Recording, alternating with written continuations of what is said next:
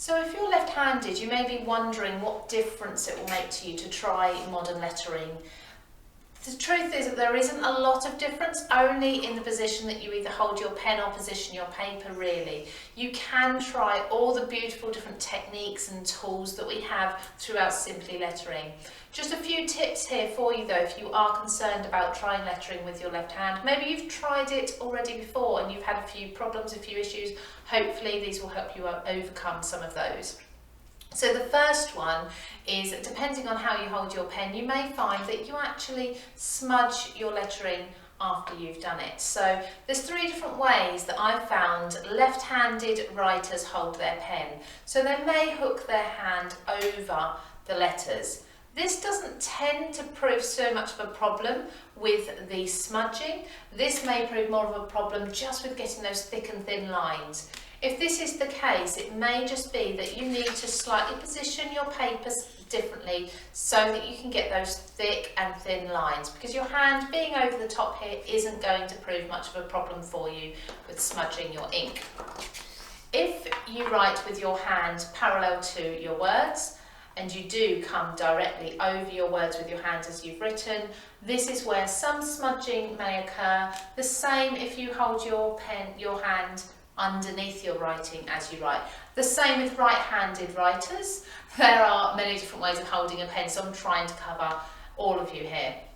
So with the previous two, having your hand parallel or underneath, you may find that you're slightly smudging your words as you go across. So first of all, you can actually write just a little bit slower. This just gives your ink time to dry. You could experiment with different types of pens as well that have a very fast drying ink, and paper that is super absorbent. So some of these may help you with your writing. So working slowly also helps with your practice. It helps you to form your thin and your thick strokes better. So it's not a bad thing for anyone to be slower with their writing. This may just give the ink time to dry so you're not smudging it as you go along. Another tip for you is to turn that paper so that your hand is then positioned actually underneath. Now this may actually result in you almost working as if you are writing towards you rather than across, but if that works for you, then that is the best way to do so.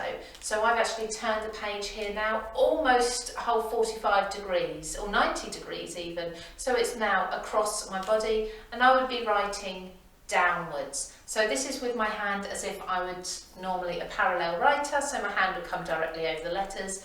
By working this way, I'm not actually writing over the letters again at all. I can do the same then with my shadowing and not be affected.